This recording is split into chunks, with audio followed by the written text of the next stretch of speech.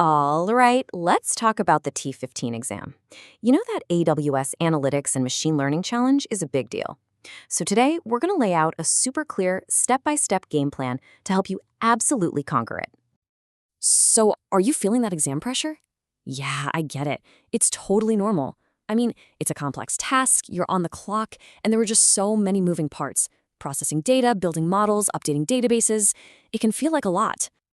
But that's exactly why we're here. This is your roadmap. We're going to take all that complexity and turn it into a straightforward, actionable strategy. The goal? To walk into that exam feeling confident and ready. Okay, let's get into it. To win, you've got to understand the mission, right?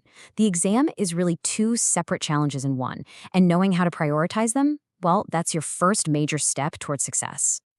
And here is the most crucial thing to understand. Analytics is your main mission. It's the must-do part. This is where you lock in your points. And machine learning?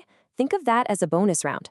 It's cool, it's about predicting the future, but you only tackle it after you've successfully handled the past with your analytics pipeline. So, with that in mind, let's focus on what matters most, your analytics game plan. This is your foundation. This is how you score those guaranteed points and put yourself in a great position to pass. Before we even think about writing code, we need to know our tools. For the analytics section, there are 3 core AWS services that you'll be working with. Let's quickly get familiar with what they do. First up, AWS S3. The simplest way to think of this is as a giant cloud filing cabinet. Seriously, that's it. It's just the place where the exam's raw data files, the CSVs, are stored before you touch them. Next, you've got your destination, either AWS RDS or Redshift. This is the clean, organized, professional database where your final answers, your summarized tables, are going to live. This is what the graders will be looking at. And finally, this is the engine room, AWS EMR. This is your data workshop. It's the powerful cluster running Spark that does all the heavy lifting. It's what reads the data from S3, does all the cleaning and analysis, and then writes the final results to your database. Now let's talk about the code itself. It might seem intimidating, but your entire PySpark script really just follows this simple 4-step logic. You read and clean the raw data. You create some new useful columns, that's feature engineering. You group and summarize the data, and then you write those summaries out to the database. That's the whole process. And here is probably the most valuable piece of advice for exam day. Please, do not try to memorize hundreds of lines of code. It's not about that. The real skill is reading the problem and quickly matching the keywords from the instructions to the right PySpark function. And this right here, this is your secret weapon. It's a cheat sheet for that exact skill. If the exam says group and count, your mind should immediately go to groupby.aggregate. If it says something like flag late orders, you should be thinking when.otherwise. This mental map is your key to moving fast and being accurate.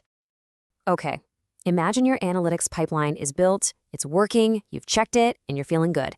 You glance at the clock, and you've got time left. Now, and only now, is it time to think about that machine learning bonus round. And you know what? The ML pipeline is also a pretty straightforward process. You'll prep the data, turning text into numbers with tools like String Indexer.